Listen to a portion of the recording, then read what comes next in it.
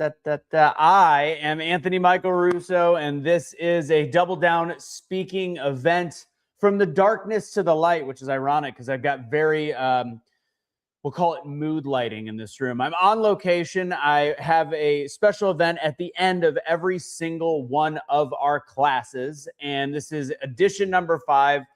It's going to be a really fun group, an interesting group. We'll talk a little bit about what Double Down Speaking is before we get started. I will bring up Henry, my partner in crime that helps with each of the classes, and then we will get into 4 people. 4 people this evening will be speaking and sharing their story in a way that is very unique to them, and it shows the process that we do with Double Down Speaking. So if you may, if you will, please do me a huge favor. Share this. Like this video, share this video, and as I like to say, do all the things with this video. I'm very excited for this group. Our keynote speaker this evening is a gentleman by the name of Dr. Toby Potter. He is a phenomenal speaker. He's going to be bringing it to the house. He's got the longest set. He won in our group, and that is why he gets the full keynote. And then everybody else also did a fantastic job. This was, I believe, the closest group we have ever had. Without further ado, I'm going to go ahead and bring up Mr. Henry Garcia, who looks like he's got a piano behind him. There you go. Yeah. Yeah. Henry, go ahead and introduce yourself. Oh no, that's the living room without the piano. That's my bad. Hey, what's going on, Anthony? What's up, audience? My name is Henry Garcia. I am a Double Down coach, and it appears I got a little mood lighting going on too. You notice the lighting's a little darker on my end. But yeah, I'm a Double Down coach, and I'm a trained linguist, and I really help the speakers out here that came today with the speeches they give to all you guys and everything like that. So I'm just excited to talk about this darkness to light subject, because we're talking about death tonight and how people went through, transformational events. Like, this crowd didn't hold anything back. So I'm excited for that, and it was a privilege getting to coach them. Yeah, it's funny. Each group has its own thing, and each time there's different themes. In the first 4, it was odd. They all fell into this kind of similar basket where we could name each one. This one ended up having what did Shannon? Say that again. Let's see what you had in the background. Let's see. Shannon still can't hear me. That's weird. You can hear me though, Henry, right?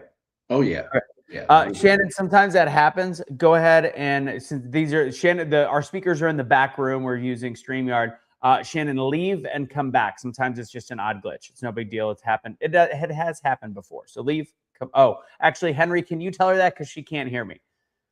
Hey, Shannon, can you just exit out and come back in? Usually that's what it takes to reset everything, and you should be good. Yeah. I realize I'm giving instruction to the person that can't hear me. Can't hear you. So the power of these classes is each one has its own niche, is what I was saying. And this group, it was interesting as we were hearing them speak on their final event, their closed event, which is week number 8. They all had these stories that had a lot of darkness, a lot of death, and then it all was about overcoming and how it's affected their life. So that was a through line in this group that was really, really interesting, that I really, really enjoyed. You've been through the process, Henry. Go ahead and tell everybody how you and I met, and then how you actually decided to go through your part of class number 1.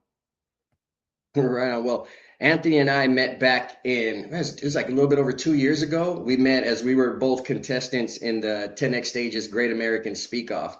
And we had both made it to the semifinals at about 5,000. We were down to the last 120 or something like that. And, we were there for an event, and we were all aiming to get in the top 10. And I remember I just saw Anthony one time and came across, and we're networking, and I just shook hands with him and said, "Hey man, it's nice to meet you." Got his number. And that was that. It was basically at the end of the event. Well, he coordinated something, this speaker mastermind, and he invited a few of us, semifinalists out there that didn't make it to the top 10 to join him. And lo and behold, he started that class, and he saw that he had a real knack for helping us other speakers out there being able to get our messages across, and not just our messages in a way that it lands to make us some money, but the transformational part that we go through. He always had a way of identifying our scorch marks. So like that really worked for him. So I was in there while we were building the speaker mastermind, and then I ended up joining the first class and being one of his class number 1. And it was a great experience. And then after that, I saw the impact that he was making, and I saw the impact he was making with me, with his mentoring. And I just got along for the ride, went along the Double Down team venture. And now we're on class number 5 here, but we're already on class number 6. and the transformations that have just came through here in this class, you know, from day one. Like if you guys would have seen me before I came through all this stuff, I'd be real squirrely. It was very tough to be able to handle, you know, being in front of the camera and standing in my own power, you know, realizing that my voice is my superpower. That's something Anthony is very great at. He's able to get the best parts of us and really highlight us, even though we're going through the darkness. Because we just had a class that just had a whole lot of darkness they were talking to. And Anthony's humor and sense of humor and way to look at things in perspective really was able to help these speakers and bring it to the light. And that's something he does for all of us, something he did for me, something he continues to do for me. And I just love what we're able to do here and share this, you know, and share the transformation with others and right here and right now. I love it. And yeah, you and I, so actually what's funny, that mastermind was actually Andrew Angus. Yeah. He's like, I'll put it together. And the next thing I know, him and I were definitely co-hosting it. And Andrew's actually been through the course as well. He's also a phenomenal speaker. All of us were at that group, and it was just a really great thing that we've been able to put together. I decided to turn the light off. I thought it was weird. So typically, as anybody that sees me, I'm always in a studio, and this is unique, but at least, hey, as long as we got fast internet, we are good to go. Shannon, I'm looking at you. Can you hear me? Good. Okay, she can hear me. All right. So for everybody else in the chat, please feel free when we get going, make some comments, say some ways that these things impact you. I also want to give a shout out to Brenda. Brenda's in the audience right now. My very first time teaching a speaking class actually goes back about 5 years, and it's a very similar formula to what the Double Down speaking class is.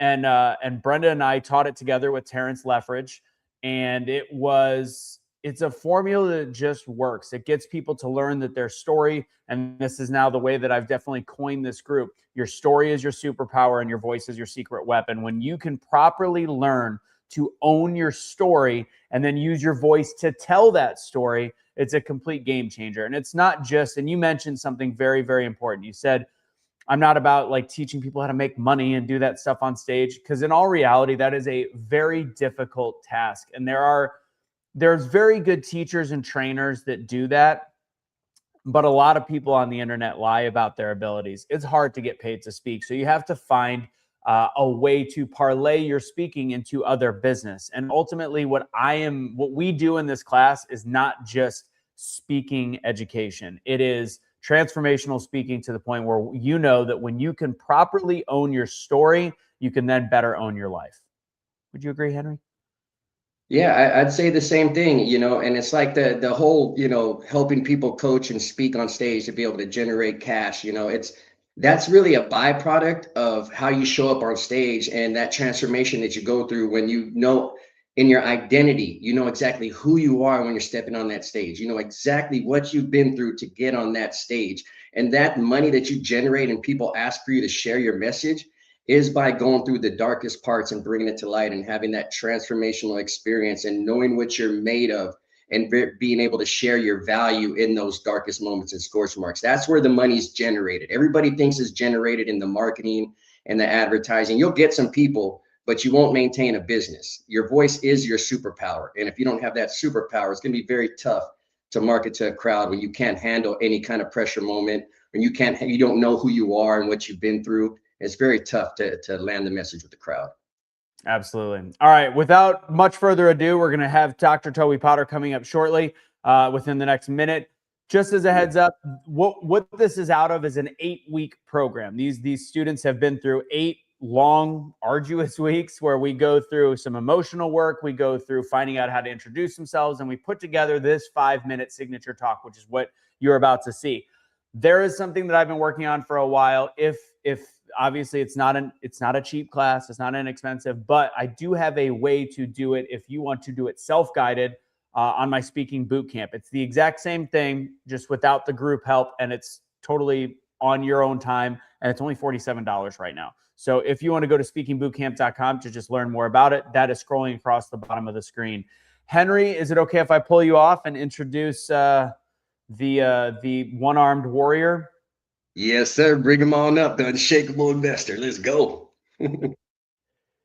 Ladies and gentlemen, without further ado, our first speaker of the evening and the keynote for this 5th edition of the event, a gentleman that I'm very pleased to know that I'm working with. I'm honored to be in his presence. He is, if you think I have a lot of energy, he takes me to the next level. He is he's just his whole brand is built about being unshakable, and he's been through it. And I am going to encourage you to listen, take notes if you are a note taker, to some of the things he's going to say and the story that he is going to share with you. This isn't always about the how many takeaways we can get. This is about connection. That is what we teach. Connection via communication. So, ladies and gentlemen, Dr. Toby Potter. Hey, how are you, buddy? How are you doing, Toby? I'm good. The drugs are kicking in. I'm feeling it. I'm ready to rock and roll. Well, Toby, I'm going to get, people can only see your bat arm right now. So before we get started, real quick, so everybody knows what happened, just real quick, say what happened to your arm, and then we will get the party started. Yeah, so a week ago, was in the gym working out, tore my rotator cuff, pulled the tendon, my bicep tendon off the shoulder, had to have it all restitched, sewn up. And now I have a bionic arm. We just have to let it heal, and we'll be back in business. But that happened. I had surgery on Tuesday. But just like everything in life, the show must go on. We're here tonight to share, to show, and to inspire. I love it. Well, Toby, the floor is yours. Hey, everybody. Toby Potter here, the unshakable investor. I want to ask you a question. I want to make a statement.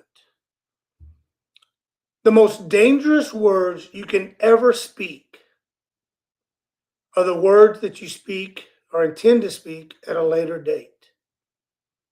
It was May 14th, 1991. I was a junior in college. I had just received my letter from the United States Marine Corps that I was accepted into the Officer Candidate Training School. I had my whole career future lined out. I was going to go to boot camp in San Diego that summer. I was going to come back, finish my college, and then off to the military as an officer in the Marine Corps and go into what I had hoped would be Secret Service or something along those lines. See, I was the seventh of 8 children on a farm, and I really didn't have a lot of goals in life until I had gotten out of there. I had a terrible relationship with my father, and I wanted to prove to him how amazing I was. And so I had done all this on my own, and I had mapped all this out. And on May 14th, 1991, I got a phone call. And that phone call was one of my brothers letting me know that my father had been diagnosed with cancer.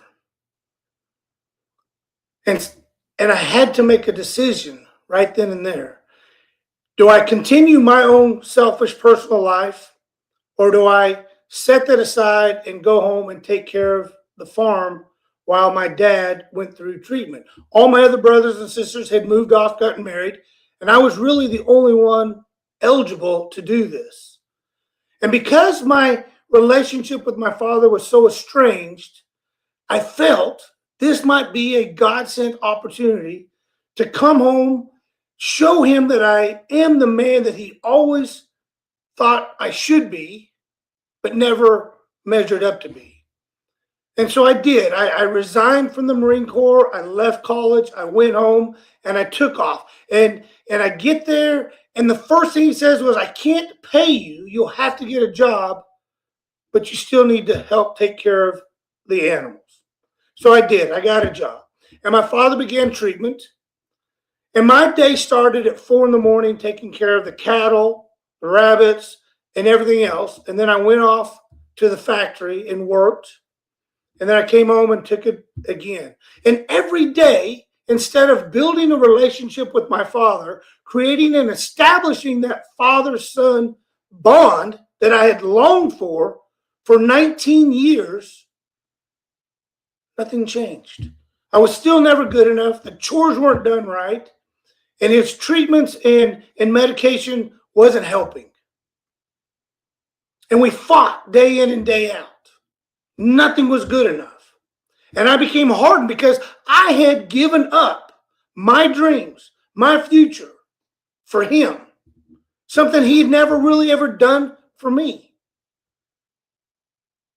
As time went on, months later, his illness got worse. And there came a time to where he was now in the hospital more than he was home. And the hospital was an hour away. And so I had that same routine. Get up, take care of the ranch, go to work, come home, take care of the ranch, and then I would drive an hour to the hospital and I would report of what had been done, what hadn't been done, and get more marching orders. And it was the same thing. Argument, fight, yelling, screaming. Finally, at one point in time, I said, I'm done. I'm absolutely done. I am not coming back to this hospital just to hear you tell me how pathetic I am. I'm not coming back here to fight with you anymore. So here's the deal, Dad. And I looked and I said, here's the deal. When you get better and when you get well and you come home, we'll discuss this. Because I'm tired of sacrificing for you and you not appreciating it. And I left. I stormed out of there. Hot-headed and mad.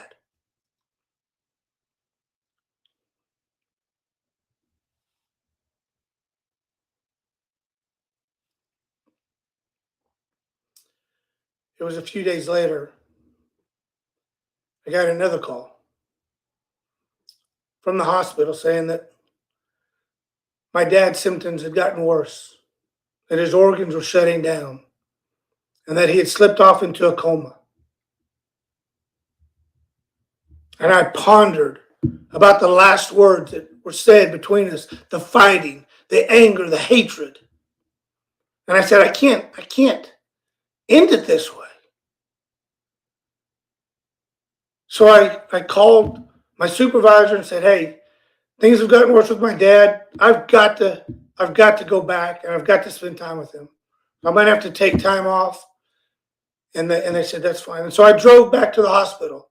And my dad was laying there in a coma. And I prayed and I said, Lord, give me just 5 minutes.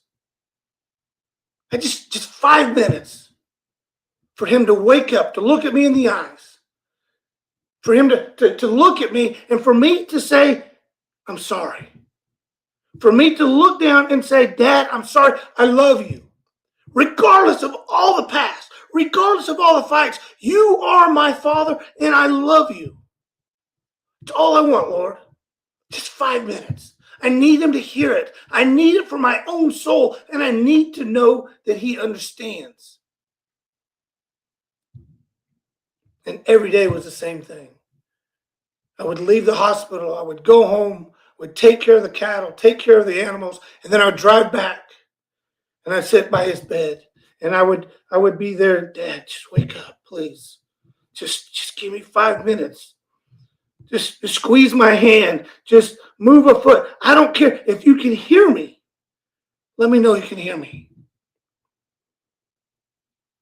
And for 8 days, it was the same routine.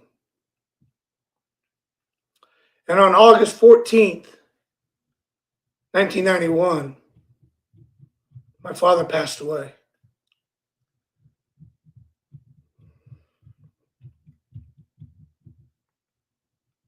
I never got the chance to say that I was sorry.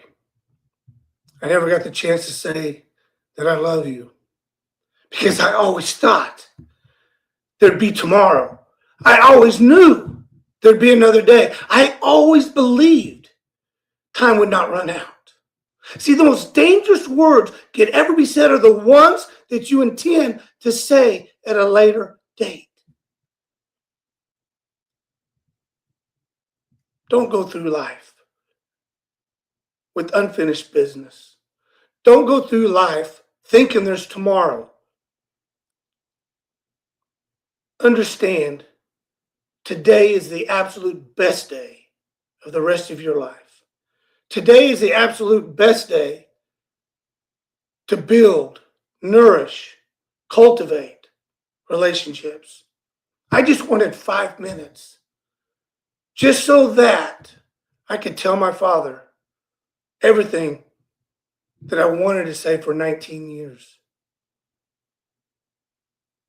It never got said. And that's on me. Don't make that same mistake. understand how important time is, how important our relationships are, how important you are to those around you, regardless of the animosity, regardless of the hurt, regardless of any discord. Fully understand it's your duty and your responsibility to always speak the unspoken for your own soul and for your own purpose. The most dangerous words to ever be said are those that you intend on saying at a later date. I found out the hard way. That pain stayed with me for decades.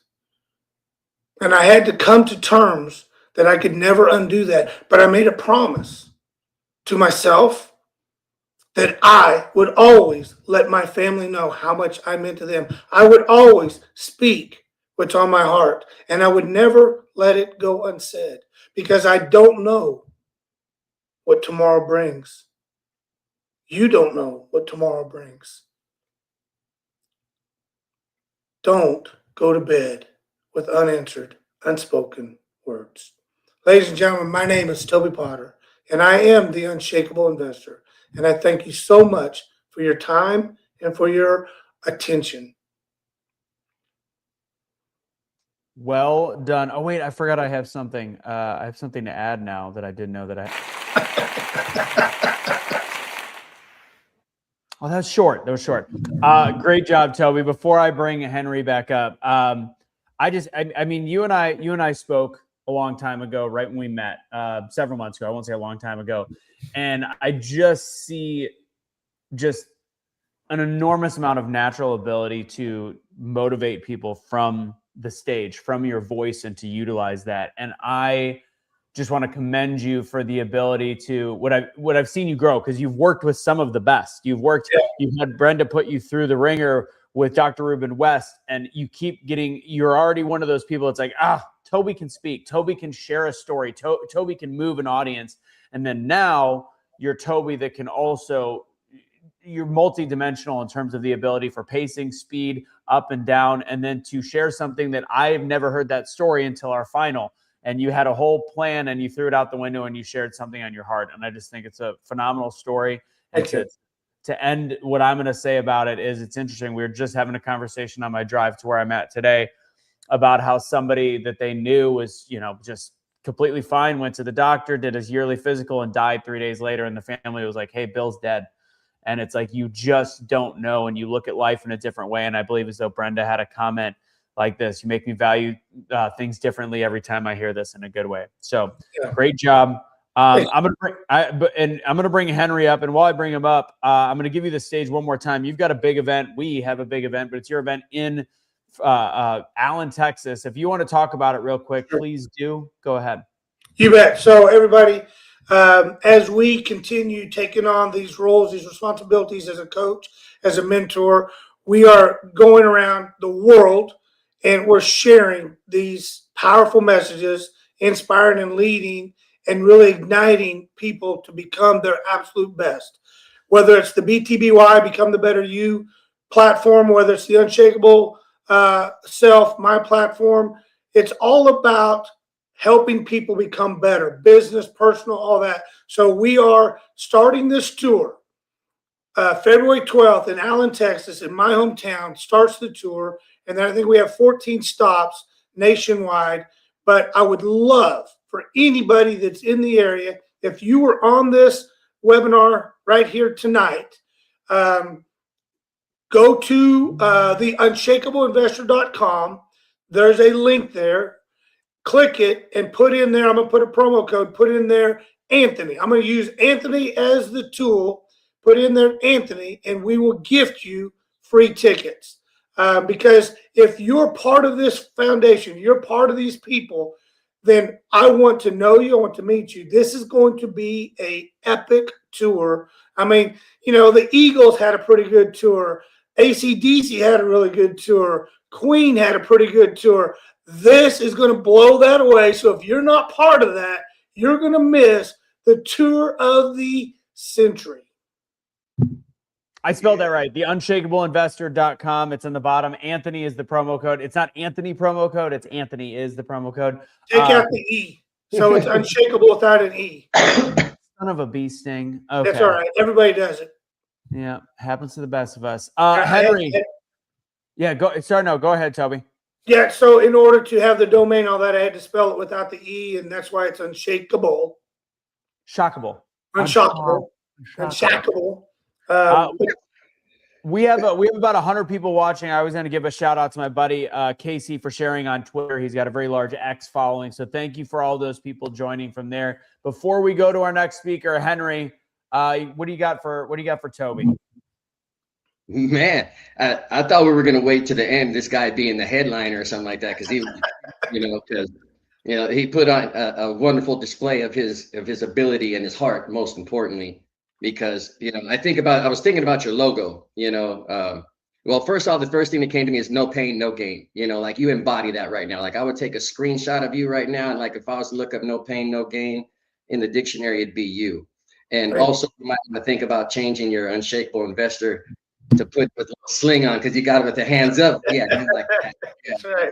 But overall, man, the messages I got is a very powerful message. The way that you spoke about it and the way you were able to share that darkness, that dark period of, you kept over and over and over again wanting to make this relationship work with your father, and it just always seemed like out of your reach, and that never stopped you though.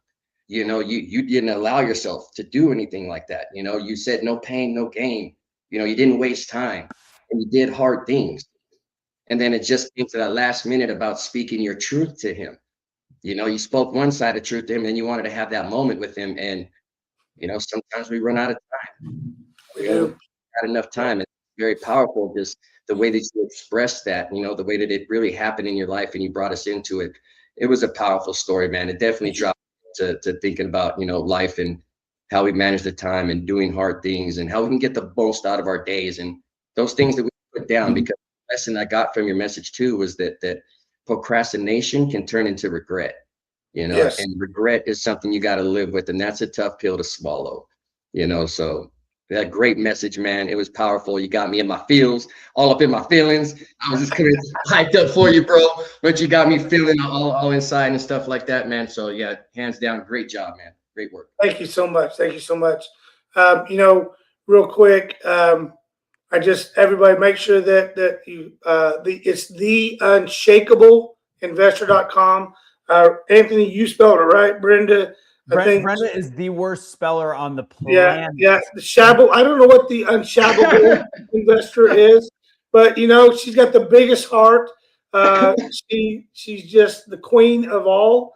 And I would not be where I am without her. So, ladies and gentlemen, it's an honor. It's a privilege. Anthony, I can't wait to see you in a week. Henry, I think you're coming with him, so we will have a blast. Oh, he's not. I don't know. No, I don't think so. Yeah, but we're coming to Colorado to see Henry. So he's on tour he's on our tour stop. So it will all work out. Love you guys and appreciate everything that you do, man. Hey, if I could ask one last question, this is typically what we do, and I skipped right over it, is you've been through a lot of processes. What did you think about the way that we did this 8 weeks and what you learned a little bit about yourself? No, I tell you, Anthony, it was very new for me, but it was very enlightening, and it was such an easy process to learn.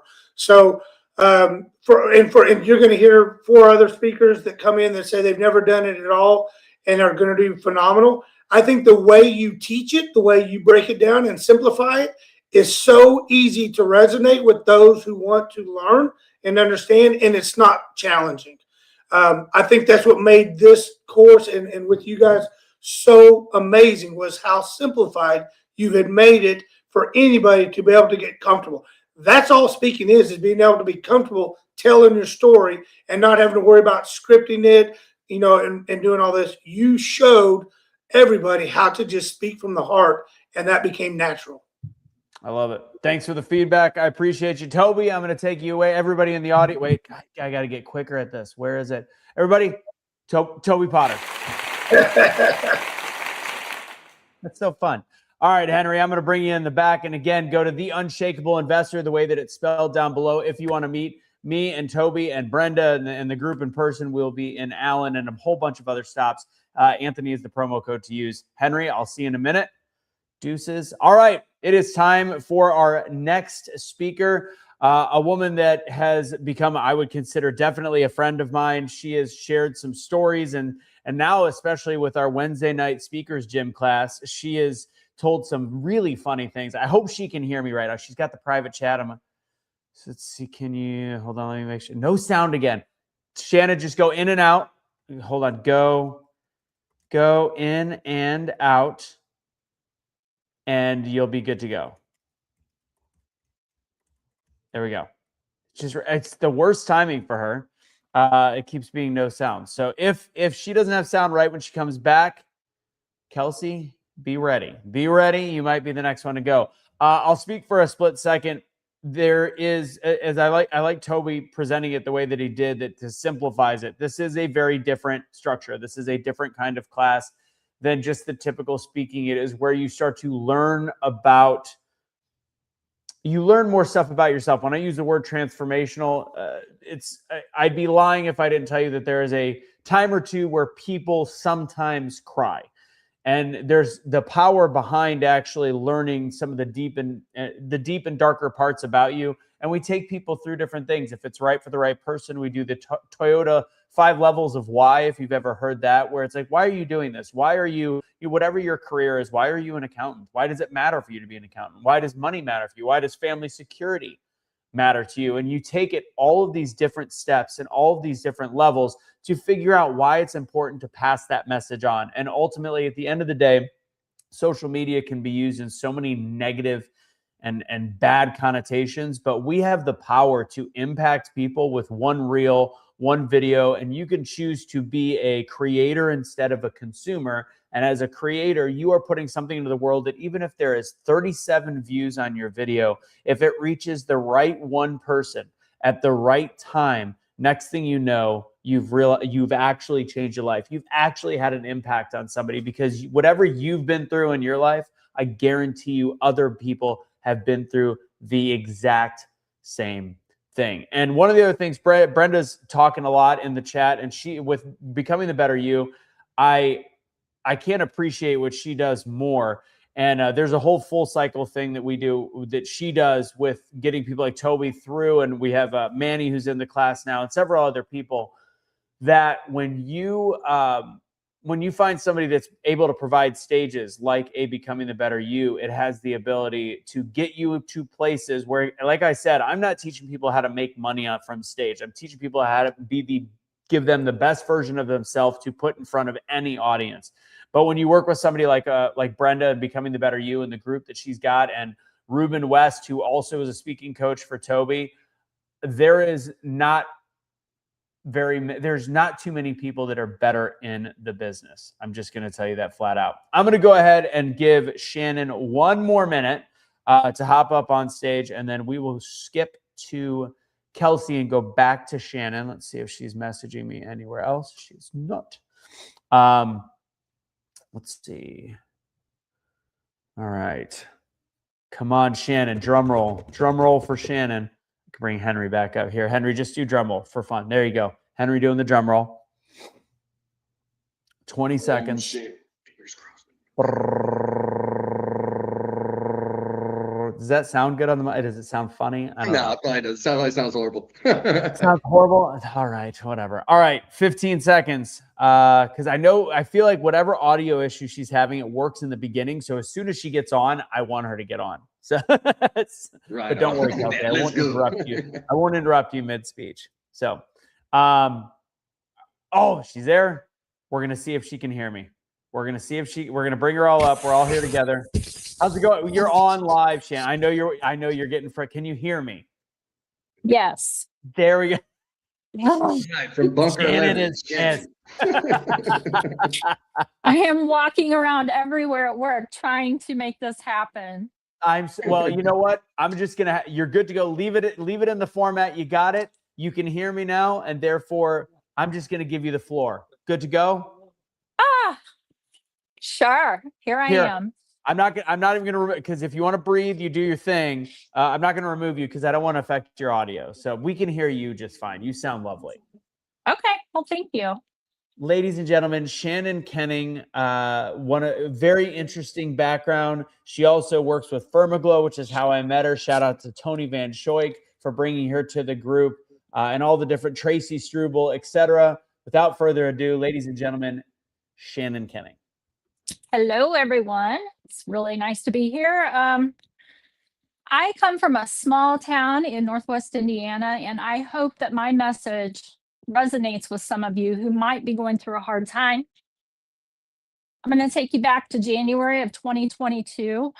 I got a phone call to do a wellness check on my aunt, who I just loved dearly, but life just kind of got in the way with my mom passing the previous December.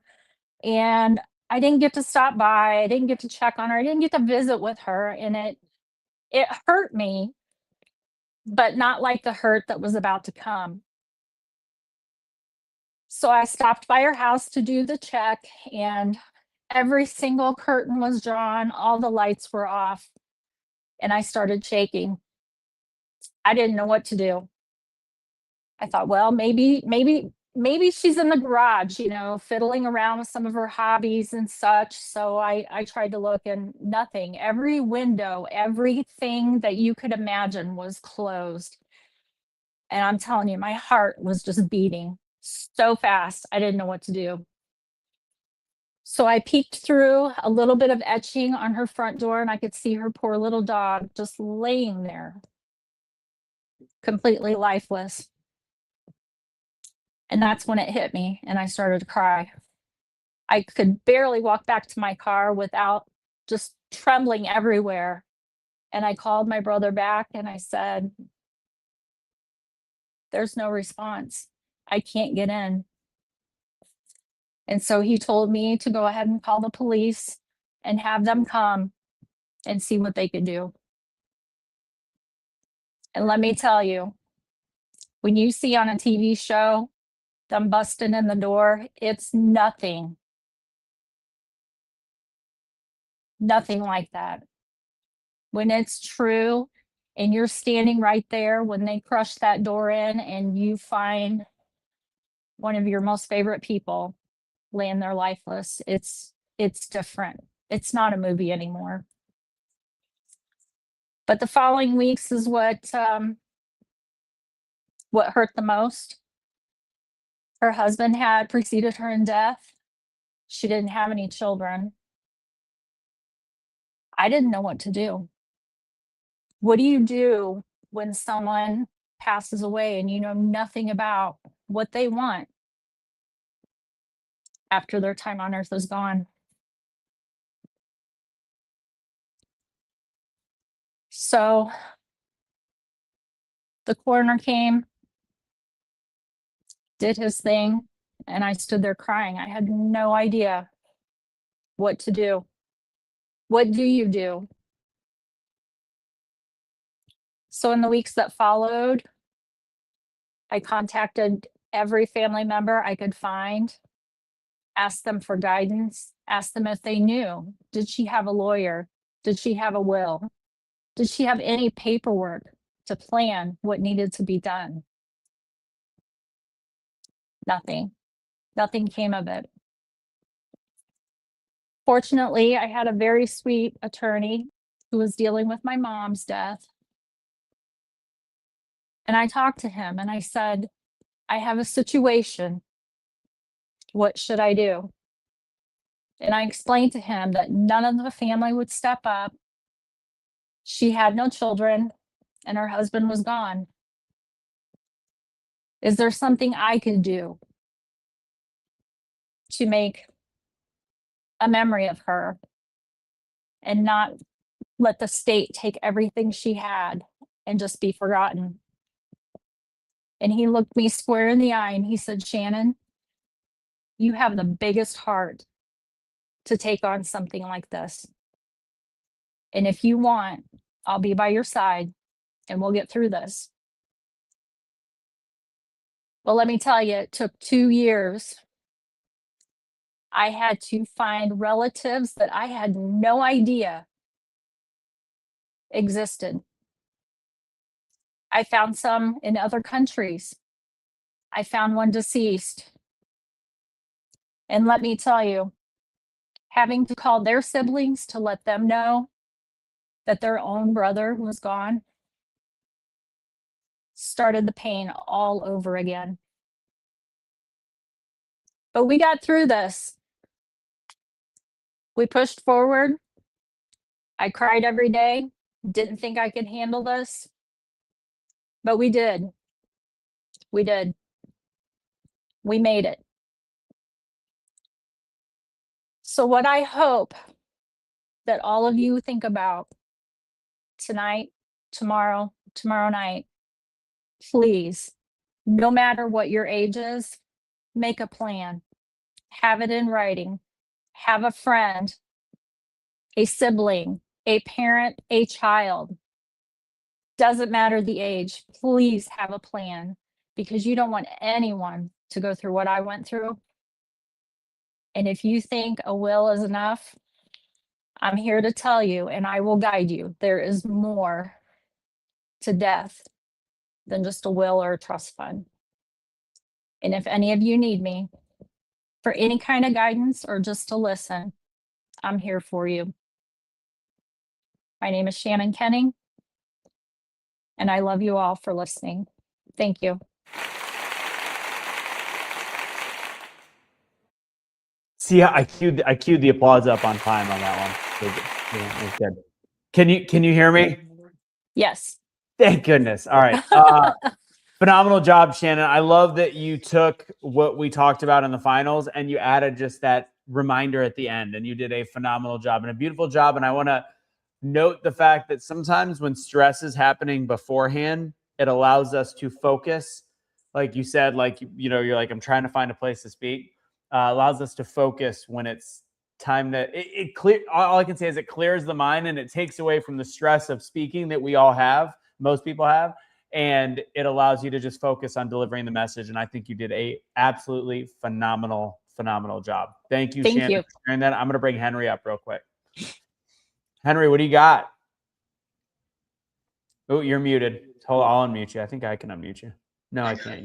There you go. They talk about being in a speaking course and learning to flip the switch. You know, no sound. It's like if you're an actor in a studio, you know, you're about to give the news, and you know the internet, the electricity goes out, and then it's like, but just wait right here because you're going to start at moment's notice and flip that switch. And that's one of the things that everybody talks about when they're in front of us, right, Anthony? About coming to the course. I want to be able to flip the switch on camera when something happens. You know, can I be able just to speak and give my message?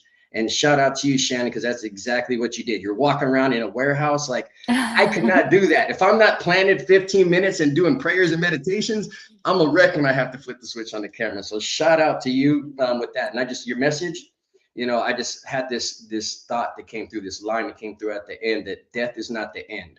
You know, death is not the end, because there's always something to take care of after. We think somebody's going to die, and then we just go into this mourning. It's like, it's very hard to mourn when you have to take care of real estate and trust and wills and things they didn't have, or, you know, and then deal with the legal system they go through because everybody wants a piece of what somebody left behind. You know, it's a very tumultuous time, and you guide people through that, and seeing that you guided yourself through that with 2 back-to-back passings, dealing with your mom and then dealing with your aunt, and then having to experience it, you know, firsthand, not just getting the phone call to do something about it. That, you know, shout out to you, Shannon, and just keep doing what you're doing, and keep, you know, lifting people's spirits up when they're going through those tough times, because death is not the end, right? No, it's not. And I hope someone really takes it to heart. I am here because I went through it all, and I'm happy to help any way I can. I think I couldn't say better words about what you just did, and how you've shown up throughout the class as somebody that I think at the beginning was like, I don't know necessarily why I'm doing this. I just feel like it's the right thing to do. I think you have now a way to deliver anything that you talk about with so much grace and just a lot of strength. So real quick, I'm going to ask you the same question as Toby. What's something that you got out of the method, or what your takeaway is from going through the 8-week course? Well, when I came into the course, I didn't even think that the subject I spoke on would even come to light. And the more you and I got to know each other and what was going on in my life, we shifted gears. And you showed me that there is a need for me to tell my story in public, not just at home or, you know, in the lunchroom or stuff like that. And hopefully someone out there's listening and going, oh my gosh, I'm going through the same thing right now and I could really use her guidance. So you really brought out a story I didn't think I would ever tell in public.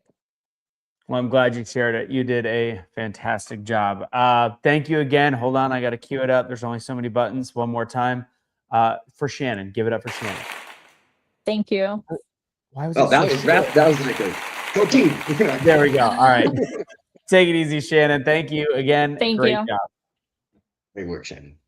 All right, Henry, you ready? I'm going to go ahead and real quick run the thingamajigger on the bottom, and that's, I mean, it really, I just love the fact that you don't know why you're coming to do it. That is the difference between a regular speaking class and a transformational speaking class, and I just kind of love where she's come from and where Shannon has gone. So great job. And then I'm going to go ahead.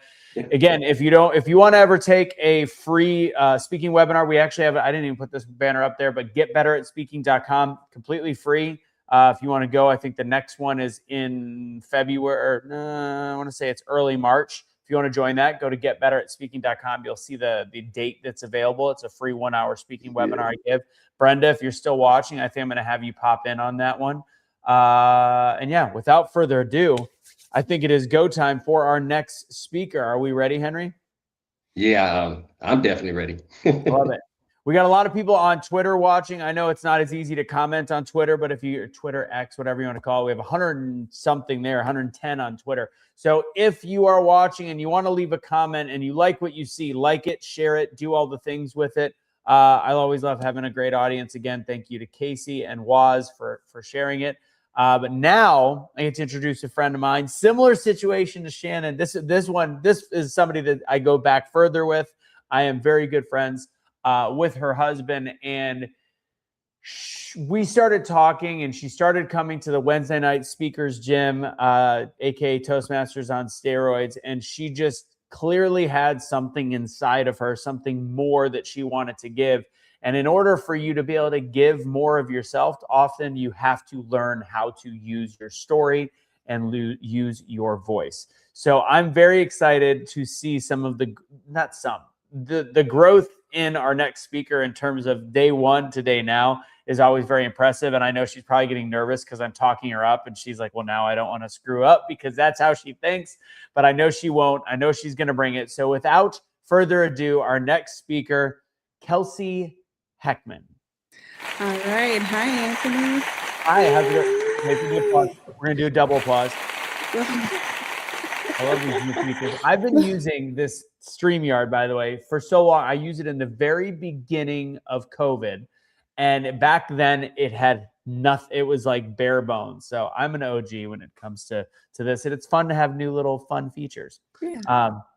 Not to distract you at all. Kelsey, Yeah. the floor is yours. Well, thank you, Anthony. All right. So tonight I wanted to actually talk about nursing because I myself am a nurse, and I actually am a nurse over in Minneapolis, Minnesota. With everything going on right now, it's kind of dismal and you just don't know what life's going to bring you. So I've actually been thinking about this for a long time, and I've been a nurse for 10 years, and it's been a passion of mine. And the start of this whole entire conversation was, why are you doing this to begin with? Why are you doing something with such servanthood to begin with? And part of it stems from, well, my grandma. My grandma was everything to me. She was my biggest number one fan. And when I was 8 years old, I ended up losing her in a hospital bed. And I just remember the memories from before all that happened. It was a big family gathering. We were playing games. We had those little mini pop cans in the fridge. And it was great to see all the staff around that supported all of us. And that was part of the trigger that made me want to go into nursing. And unfortunately, right now, I'm seeing nurses leaving at an astounding rate. Hundreds of thousands of nurses are leaving, and it's devastating. Like, why? Why are people leaving this profession, this trusted profession of caring? And what I've come to realize is that it's a heart condition. It's a human heart condition that we're being desensitized to each other's pain, that we aren't just not connecting and caring. And part of that example is even thinking back to my own grandma's case, is going to the funeral. I remember having a light vigil, and everyone's just holding their little lights, and they're passing it around. And that's the type of community that I came from, where everyone was connected, and it didn't matter how much wax you had or how big your flame was. You passed it from one person to the next. And that's what I wanted to give when I became a nurse, that I wanted to show people that you have someone here to hold your hand, no matter what type of pain that you're going through. I know what that's like because I've been there. But now I'm going to transition it off to a time when I experienced my first death as a nurse in the hospital. I was charged. I was helping another nurse, and the patient was a DNR, do not resuscitate code. So we knew that they were going to pass away. He was a Native American gentleman, and there was something really spiritual and peaceful about his passing, that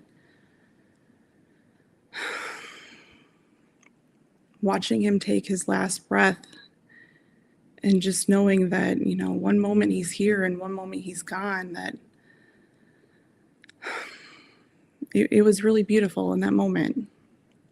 But life went on, and I had to do what no people should have to do. You have to get them ready for their loved ones to come and say goodbye.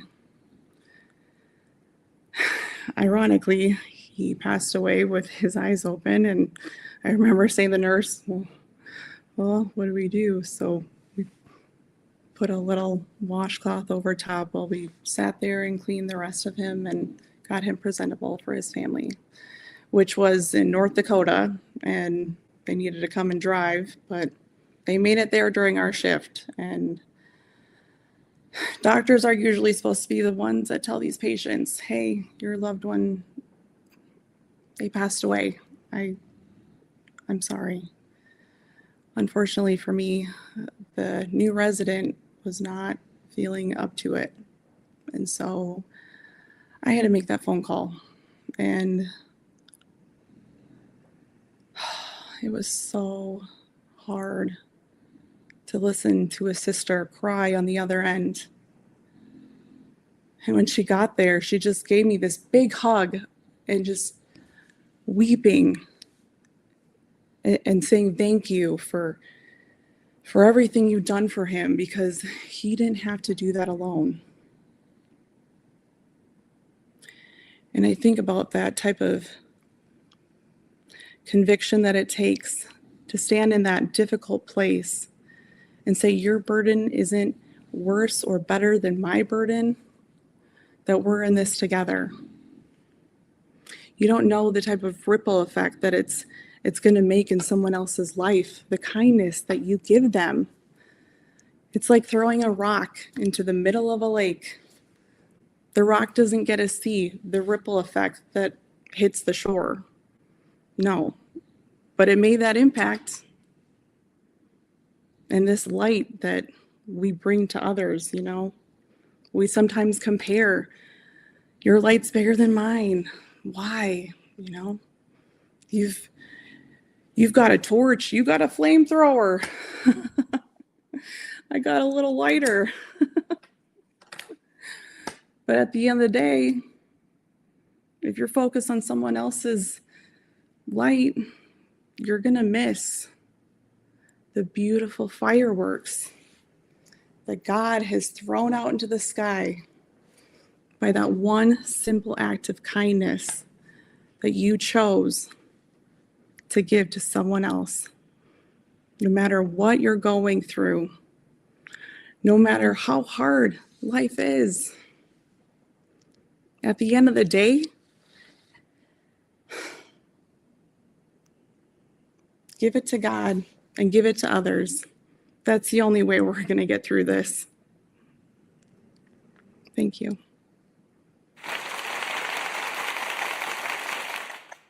Great job, Kelsey. I was actually just texting Dave, telling him how it just you were one of those people that came and like, this is a fun class. I feel like I should do more. I don't know why I should do more, but I should. And if you could truly understand how much more control you have over your breath, how much, so you do something that I talk about all the time, which is the idea of being a story shower instead of a storyteller. And you were putting us in the room. We always talk about, you can be a storyteller, but no, you need to be a story shower. And you put us in a lot of the moments that you had in the darkness, in the death, when the Native American gentleman died, and the way you talked about the fact you described his eyes being open. It's the difference between, like, even his eyes were open and we had to figure out what to do, and you moved on. You are using such high level, strong techniques. I don't have words to tell you how much I've enjoyed watching you grow as a speaker and tell those stories. So fantastic job. I'm going to let Henry give his feedback as well, and then I'm going to talk to you one more time. Henry, mute. I can't. Mute. Amazing work. Sound, can you fix that for me, Sound? All right. Hey, Henry, just so you know, you can leave it off mute because I'm in control of your screen. So just leave it off mute. Well, thank you for taking me on that part of the emotional roller coaster of this darkness to light event. And, you know, like I've noticed that, you know, in our other speakers and talking about going from darkness to light, but you're the person that's with them in the darkness, carrying the light, you know, kind of, you know, like as they pass and everything like that. Like you got to be the light in the darkness, no matter what. You get to tell people the hardest things, the toughest conversations, those moments of what they've been, you know, putting off, what they've been fearing to hear. You know, we all know when someone's, you know, is passing in our lives by the time when we get a little bit older, no matter what age you are, and fearing that call. And you're that person that gets to be that. You know, you're the light in the darkest situations, and not just your own darkness every single day. You're the light in other people's darkness throughout the day. And, you know, that just really stood out to me. It's like how you see the humanity in the situation, not just the situation. And you just don't think about what you get to do in the situation. You are honed in on who you get to be. You get to be that light. You get to carry them through. And I can only imagine your natural conversationalist voice was just, it shines in here. And it's just, I can imagine, you know, talking to you. You could tell that you're very natural at just talking to people. And it's very easy to talk to you because you're just open and you got that love and light shining. So, you know, great work, you know, giving people the best of you no matter what. I mean, that's a hard thing to do every single day, especially when you're in the darkness every day like you are. Thank you. All right, Kelsey, same question. Obviously, I don't think you had any idea that you wanted to even get on a stage or speak like this in the very beginning. Take us through what you have gone through and learned through this process. Oh, it's been quite a journey. No, I absolutely had no idea that I would be here today. Absolutely not.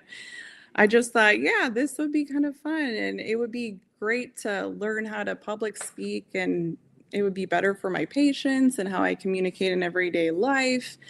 And it's really taught me to own my voice and to know not just what I'm saying and to like throw it out there, but to have like a deep and meaningful conversation and get the depth behind it to bring to other people. Because that, at the end of the day, that's what really matters to me, is that, you know, I'm caring for those other people when in a world that really just, oh man, it's heavy, so heavy, to the point of where I just want to bring that light and that happiness and that joy to them when it just doesn't feel that in that moment for them. So that brings up a great point. So now in your work, do you notice a difference in just the way you present yourself in situations? Have you noticed that the way that you speak to just patients, coworkers, etc., is slightly changed or different or altered? Absolutely. I think the content of what I have to say has changed dramatically because again, it's not just throwing fluff out in the world. It's, you know, getting to the bread and butter of what actually matters to them because they're having a hard time. They're going through a lot of crud. And I want to know that, you know, I'm going to be the elevated person that I can be to bring them the best version of me to them so that they can get through that in the easiest way possible because it stinks, you know, what they're going through sucks. So I want to be the best person I can be. And your class has definitely helped me, not even through work, but all the relationships in my life. I feel like I communicate better. Thank you. No, you're very welcome. And by the way, your little thing with the lighter was hilarious. You couldn't see me, but I was laughing my ass off in the background. Great job, Kelsey. Hold on, I gotta cue it up. Yep. Great job, Kelsey. Everybody, Kelsey Heckman. I love the little applause. I found out there's a drum roll, so for the next one, I'm going to test it out. We're going to see how that works out. Henry, are we ready for our final speaker of the evening? Yes, definitely. Thank you, Kelsey, for getting me all up in my feelings. So thank you. Each time we do this, there's one person that has that effect on me, and it so far was, and everybody's done a great job, obviously, but Kelsey's words were the ones that got me too. So I agree with you. Fist bump. Okay. All right, Henry, I'm going to pull you in the back. All right, ladies and gentlemen, without further ado, we have our final speaker of the evening. This person actually has coached me as well. She's been there to help me through some of the professional stuff I've gone through. She's taken this class. She came, I remember the first time she showed up at Speaker's Gym on a Wednesday night, she already had a ton of polish. Like we're always like, well, Chris always delivers. She always has the ability to deliver these quotes that we give in a really polished and professional manner. And with Christine, it was, let's try to see if we can find her way to share her story. And through the journey with us, she has also been a speaker for Disrupt HR. She is an HR pro. She does fractional stuff with HR. She's a coach. She kind of does it all. And she is just now discovering how big of an inner badass she has. So I'm going to try the drum roll. What about the gong? Whatever. Christine Iannucci, ladies and gentlemen, it's to the stage. Christine, are you ready to rock and roll and bring up the caboose strong? I am. Well, I'm ready as I'll ever be. All right. It's hard to bring in the caboose after all these other stories before me, though. How amazing. They've done a great job. I'm very, very, very, very impressed. All right, Christine, everybody in the comments, go ahead and say hello to Christine. And Christine, the floor is yours. Well, thank you. I will have to say before I even get started, some of that opening is so true. And I think one of the things that has been a growth journey, which probably would have been part of the conversation after I spoke, is diving deeper and not having as much of that polish that Anthony spoke about. So this talk is going to be a little bit more personal than I have ever shared publicly. And there is a little bit of uncomfortability with that, but that is part of what we learned in this course. So I thank you for that, Anthony. I also had a script written for this because in normal Chris fashion, I over-prepare and have a script for everything, and I'm ditching that tonight. So let's go. All right. So tonight, I'll be talking about decisions. So we've all heard the phrase, you're one decision away from a different life. And I know that to be true. But what I also know to be true is it's not the big decisions. I mean, sometimes it is, but it's actually most often all those little decisions, all those small ones that lead you down this path. And they continue to lead you down a path until one day you wake up and realize they've been shaping your life all along because you didn't pay attention to each little small decision along the way. So my personal story is this.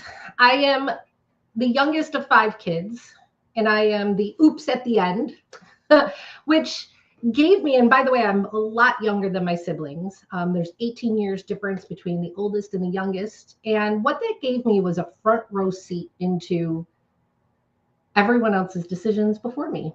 And I really got to sit back and watch. And I got to watch a lot of choices that were made by those that were before me, older than me, my mom, my siblings. And I'll have to say, it really shaped me into the person that I am today. So let me share a little bit about that.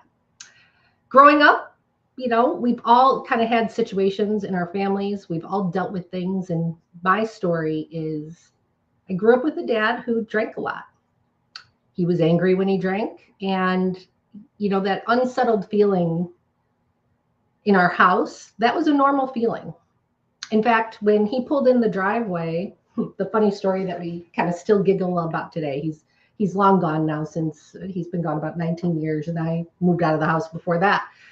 But when he would pull into the driveway, everyone scattered out of the kitchen. Everybody went to their room. Mom went to the bathroom. Dog followed her in the bathroom. It was just our normal at home. And I can remember one night very distinctly where, my mom and my dad were getting into a fight, which was more my dad just yelling, and my mom not saying much, because she definitely was that type of person that just went very meek. And I got sick of it. I was probably somewhere in my teenage years, maybe 16. And I got right in his face, and he's a bold man. He was very rough around the edges. And I said, I will never marry a man like you. And I yelled it at him. I yelled it. And that was a decision that night to make on my part. But it was also something that I declared for myself. I said it loud, and it became a direction for my life. I swore to myself that I will never marry a man like my father. And I did not marry a man like my father. I will say that, it also was something that I held true to myself as a stake in the ground. I don't believe that people, in my father's case, he did end up passing away. And if he could look back at the end of his life, I think he would have gone back and made very different decisions. I know he loved all of us with all of his heart, and I think he would have been a different man. I'll tell you that people don't usually get to the end of their life and choose that. They didn't intentionally choose to become that person. They drifted there. It became sort of an autopilot for them, one small decision after the next. And one of the other lives that shaped me pretty profoundly in a way that I'll talk about tonight too is my brother's. Ironically, it is his birthday tomorrow, which has me thinking about him quite a lot. He would have been 55. And when I talk about Tommy, it is one that anyone whoever met him, they instantly loved him. He was very charismatic. He lit up the room. You could hear his laugh from across the room. And in fact, I believe that probably every person that's ever met him probably could still hear his laugh. What he loved the most, he loved, where I really, really always saw him light up, was being a dad. He was so proud. But what I also watched throughout his life was a series of decisions. And some of those decisions were small, and some of them were quite big, enormous actually. And I continued to see them pull him away from the life that I know in my heart that he would have wanted. My brother eventually died from an overdose. And this is why I don't like sharing the personal stories, but it's important. That final moment when he died changed me, and it changed everything. It wasn't just that final decision that took him there. It was every decision leading up to it. It was all of those together. And all of those mattered more than any of us really realized. And I will say that, watching the lives of both, these are two intimate stories, but there are plenty more. We've all seen it. This story really isn't to talk about a sadness, even though, I just shared a couple of, more sad stories. This story is more, what I'm sharing for is a wake-up call. It's a wake-up call for all of us because most of us aren't facing big decisions that look like these. I would say every single day, most of us are facing little decisions. And we're not really thinking about, are these decisions that we're making moving us in the direction that we want or away from what we want? I will say that we're probably much so on autopilot. I did get that front row seat to see how decisions shape people. And I also saw for myself how not making decisions and how playing it safe shaped me too. And I think that that's part of why for a long time I did play it safe. I played all the shoulds in my life. I made really, really responsible choices. I built a good life. I chose a good husband. We have a good home. And I guess, while I'm deeply grateful for all of that, I also ignored a voice deep down that always told me that I was meant for more, that there was something more underneath all of that I was searching for. Instead of listening to that, I feel like for most of my life, I chose comfort and, having something that felt familiar and safe, and always chose, what looks responsible. And I always, felt like it was important to be who everyone else needed me to be. And that's the identity I sort of took on. It was, who did work need me to be? Who did my family need me to be? Every role that I played, who do I need to be in that role?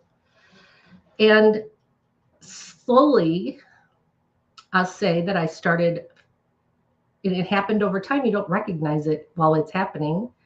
I feel like I lost me and I lost my voice.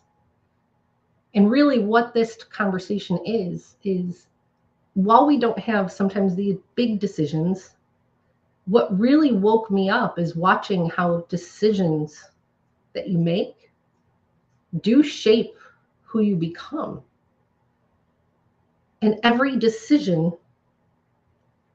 even the ones that you're not making, are still a decision. And so that's really the work I am personally in right now, and one that what I'd like to really put out there to this group is, what is one decision that you could make differently? And really something small. And my challenge is, think about this even as soon as tomorrow. What's one small decision that would change a direction of your life? And I'll leave that for you to decide. But mine will be choosing a life that leads me the direction I want to go. Sorry, I jumped up a little too early. Ladies and gentlemen, Christine Iannucci, great job. Fantastic job. I think you need to stop using scripts, period. So, personal opinion. I want to say one quick thing before I bring Henry up, and then we'll wrap this show up.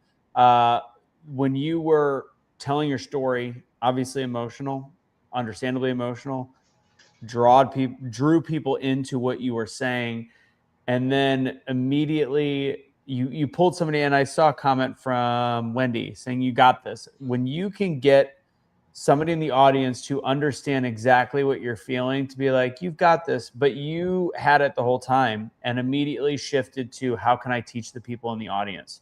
Which was amazing. It was a great job. Fantastic job. I impressed to the next level, and I'm so glad you dropped the script. So glad. I'm going to bring Henry up real quick. Henry, what do you think? Well, it was an amazing talk. I had a little bit of an internet issue, so I missed the whole emotional part. I left like my laptop all of a sudden bloop, restarted, and I left off. I'm like, Dad came home, everybody scattered, and then I come back 2 minutes later and she's crying. I'm like, what did I miss? You know, but nonetheless, even missing the emotional part, you really landed the plane. You really landed the part about decisions and how they shape our lives. Like that was a very strong message. I wrote down a lot of notes just even in the last few minutes, and that curiosity that we see as leaders, when we see other people making decisions and we really, look at it from our perspective, we wonder why people make the decisions that they make. Why do people hurt the ones that they love? It's like one of life's greatest mysteries. We all could probably sit around and think about one person that we love that the relationship's just not right and it never was right. And we wonder why and why can't it be? These type of things happen, and it's just, hurt people. And the way that we can really stand for people sometimes is like you do.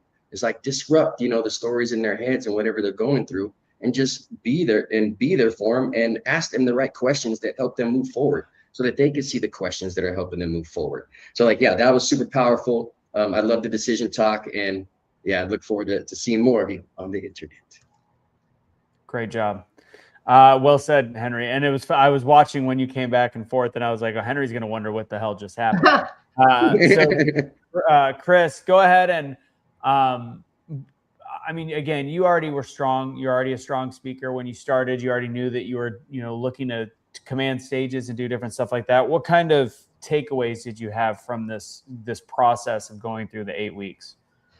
I'll say, I think the biggest part of it for me was letting the guard down, which obviously still is not easy for me, and talking about something personal. And I think that that's been a growth area for me to actually allow it. Because it's not something that I typically feel comfortable speaking about. So I think that that's been a transformation in and of itself. I think it's, while I came into it wanting to find my voice, I think I'm coming out of it really learning how to share my voice. Well said. You had a couple moments when you were speaking like that where I was like, that was a really great way. You had a couple things, and I'm going to go back actually through yours to look at some of the little things, the pinpoints that I saw in there that were really, really good. Well, Chris, we have to call you Christine. I call you Chris. You want me to call you Chris? And then because of Toby calling her Christina, we're trying to work on the Christine thing. So that's why we're saying that. I gotta get it up. I gotta get there you go. Ladies and gentlemen, Christine Iannucci. I love the new applause thing. All right, so I have some people waiting on me for dinner. So we are going to wrap up this evening. I'm going to say we're going to have Henry give his final words, but I want to remind people, if you want to take the 8-week course, let us know. You can find us in any of the different ways. You can find me on Instagram. You can reach out. But if you want to start with if you want to start with anything, just a free speaking class, or even join us on our Wednesday night group for free, I'll let you come. Just go ahead and shoot me a message on Instagram at Anthony Michael Russo. If you just want to join, because this is the last week that I'll be doing that at, I think it's $30, and then it's going to be $80 just because it's becoming a bigger group. So if you want to do that, go to doubledownspeaking.com. If you want to check out this all as one speaking boot camp shortened version, go to speakingbootcamp.com. Again, that's $47 this week. Next week, it'll go back to the $100 price. And ultimately, if you want a completely free speaking webinar and just learning more about how to get better at speaking and communication, go to getbetteratspeaking.com. I still don't know how I got that website. I got very, very lucky. Getbetteratspeaking.com. Henry Garcia, final words, my friend? Yeah, final words is just saying, thank you to the speakers. They really did a phenomenal job, no matter what shifts and changes that were happening to, Shannon, for instance. Thank you to the audience. Thank you to Kelsey's audience from X from joining us. You guys come and always back us on these type of events. We just love to have you guys here. And thank you for everybody dropping comments in the chat. And I just say, like, the one thing I'm going to wrap this up, encapsulate it for me, is that I've been hit with the Maya Angelou effect by our speakers today.